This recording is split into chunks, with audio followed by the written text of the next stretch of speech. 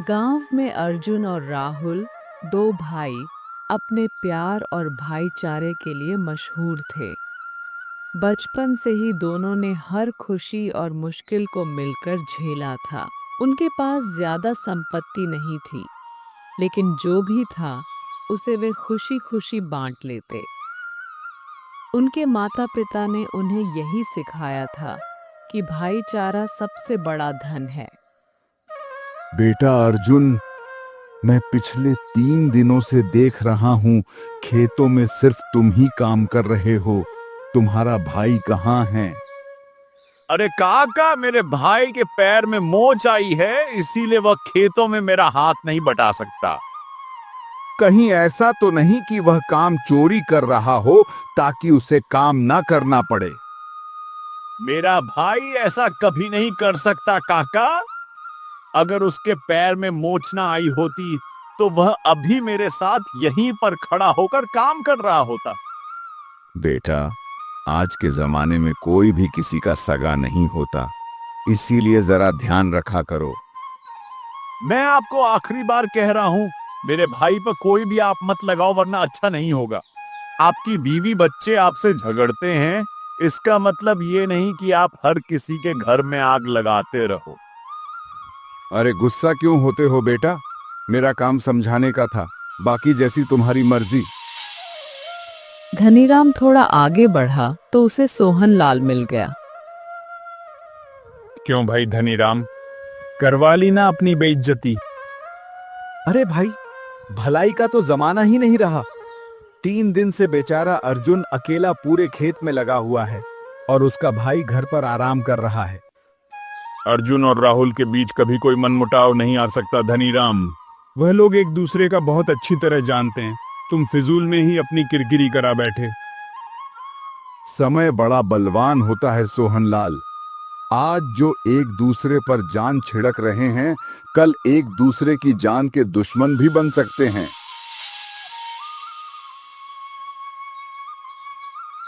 धनीराम की बात को सच होने में ज्यादा दिन नहीं लगे। दोनों भाइयों में बहुत प्यार था, मगर उनके बीच में जल्द ही मनमुटाव शुरू होने वाला था।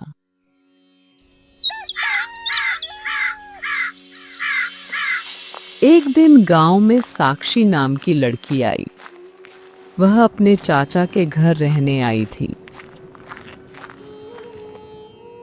साक्षी दिखने में काफी सुंदर थी और जब बोलती थी तो ऐसा लगता था मानो कोयल ने नारी का रूप ले लिया हो।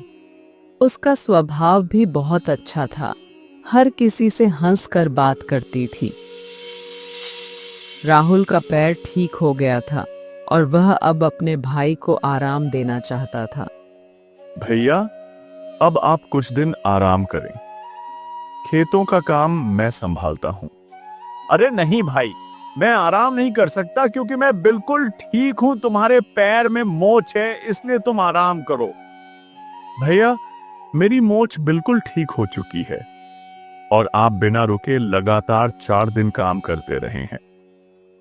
इसीलिए आप मेरी बात मानिए, आप आराम कीजिए। आज खेत का काम मैं संभाल लेता हूँ। कल से आप मेरे साथ चलिएगा।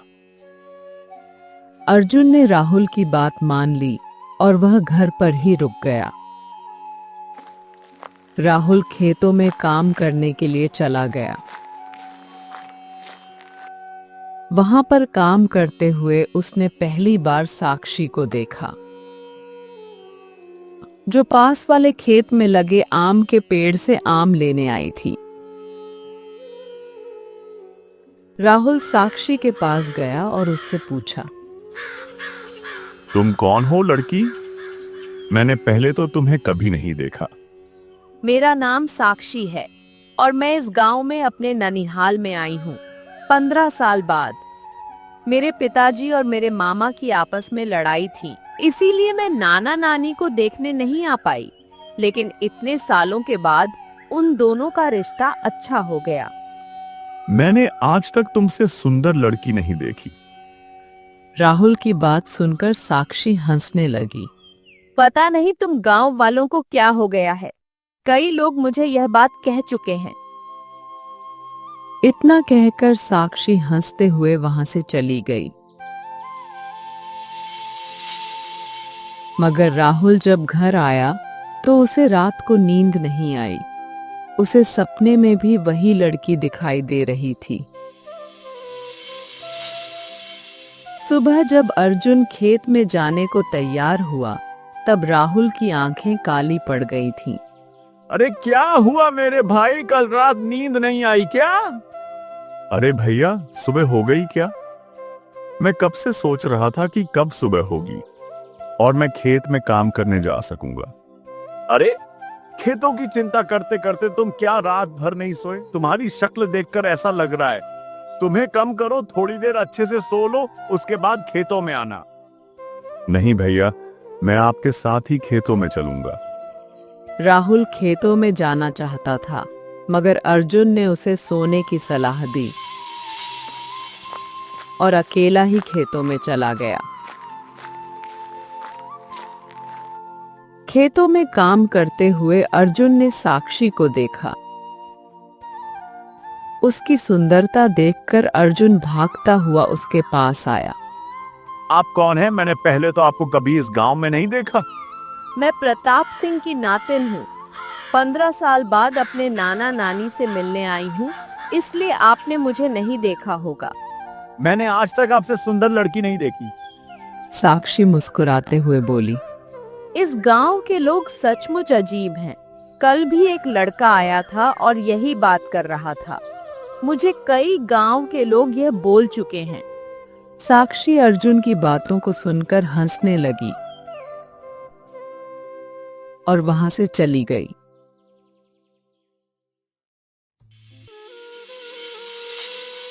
थोड़ी देर बाद राहुल भी वहां आ गया। उसने अपने भाई को आम के पेड़ के पास खड़ा देखा तो भागकर उसके पास गया। क्या हुआ भैया, आप यहाँ क्यों खड़े हैं? मैंने एक बहुत ही सुंदर लड़की को देखा।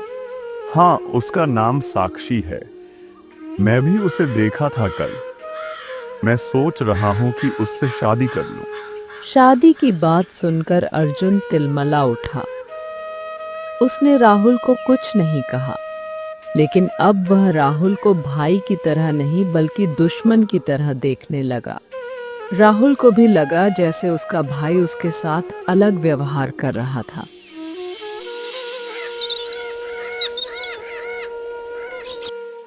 एक दिन खेत में ही दोनों भाइयों के बीच में बहुत भयानक झगड़ा हो गया। तुम्हें खेती बाड़ी का कोई काम नहीं आता जो शहर में जाकर काम ढूंढ लो? खेतों को मैं संभाल लूंगा। खेती बाड़ी मुझे आपसे ज्यादा अच्छी आती है, इसीलिए बेहतर यही होगा कि अब आप मुझे मेरे खेत दे दें और अपने खेतों पर काम करें। तुम्हारे खेत, तुम्हारा कैसे खेत? यह सब मैंने बनाया है अपनी मेहनत से। कल से अगर तुम मेरे सामने दिखाई दिए तो मैं तुम्हें जान से मार डालूंगा। राहुल भी अर्जुन से डरने वाला नहीं था। उसने माँ बाप से कहकर खेतों का बंटवारा कर लिया। एक बार फिर से सोच लो बेटा, साथ रहोगे तो तरक्की करोगे, अलग हो जाओगे तो धीरे धीरे कमजोर हो जाओगे। मैं इस आदमी के साथ कोई रिश्ता नहीं रखना चाहता माँ, इसीलिए तुम मुझे मेरे खेत अलग कर दो। मैंने बड़ी मेहनत से ये खेत खरीदे थे। मैंने कभी जिंदगी में नहीं सोचा था कि एक दिन मेरे बेटे इसके 2 टुकड़े कर देंगे। माँ बाप के समझाने के बाद भी राहुल नहीं माना और उसने खेत बंटवा दिया। एक दिन साक्षी जब आम के पेड़ के नीचे बैठी हुई थी तब अर्जुन उससे मिलने आया। काफी दिन हो गए मुझे तुम्हें देखते हुए। आज मैं तुम्हें अपने दिल की बात बताने आया हूँ। मैं तुमसे बहुत प्यार करता हूँ। यह तुम क्या बात कर रहे हो? मैं किसी और से प्यार करती हूँ। चले जाओ यहाँ से। अर्जुन का दिल टूट गया और वह घर वापस आ गया। थोड़ी देर बाद राहुल भी साक्षी के पास अपने दिल की बात कहने पहुंचा। मैं तुमसे बहुत प्यार करता हूँ साक्षी। क्या तुम मुझसे शादी करोगी? मैं तुमसे शादी नहीं कर सकती क्योंकि मैं किसी और से प्यार करती हूँ। चले जाओ यहाँ से।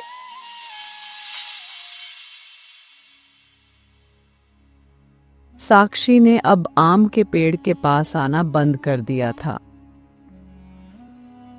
अर्जुन और राहुल का खेती बाड़ी में मन नहीं लग रहा था।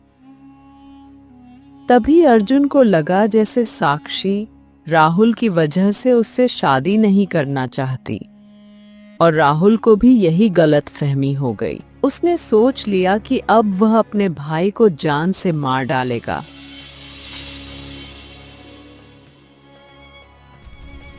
रात में दोनों भाई जब खेतों में पहुंचे तब उन्होंने देखा कि गांव के कई खेतों में आग पकड़ ली थी, जिसमें उनके खेत भी जलने लगे थे। हे भगवान, ये क्या हो गया? मेरी सारी मेहनत बर्बाद हो जाएगी। जल्दी चलो, कुएं से पानी लेकर आते हैं, आग बुझ सकती है। दोनों ने साथ मिलकर आग बुझाई। इस दौरान अर्जुन एक जगह गिर पड़ा तो राहुल ने उसे तुरंत उठाया। दोनों को एहसास हुआ कि अगर वे एक साथ न होते तो सब कुछ खत्म हो जाता।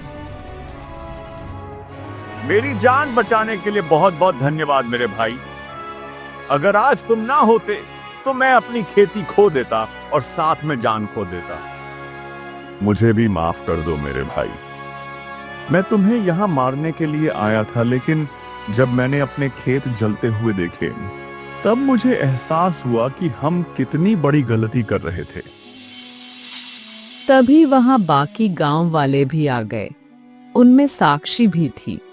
साक्षी मुझे प्यार नहीं करती, इसीलिए राहुल तुम उससे शादी कर सकते हो।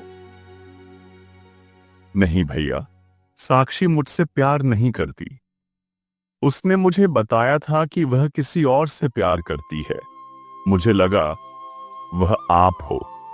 मैं जिससे प्यार करती हूँ वह मेरे गांव में रहता है। मैं कल ही अपने गांव वापस जा रही हूँ और कुछ दिनों बाद उससे शादी भी कर लूंगी। मेरी वजह से तुम दोनों भाई मत लड़ो। साक्षी अपने गांव वापस चली गई और उसने अपने पसंद के लड़के से शादी कर ली। अर्जुन और राहुल दोनों भाई वापस एक हो गए और मिलजुल कर खेती करने लगे। अब हमें संतोष है कि हमारे बेटे फिर से साथ हैं। यही भाईचारा ही तो सबसे बड़ा धन है।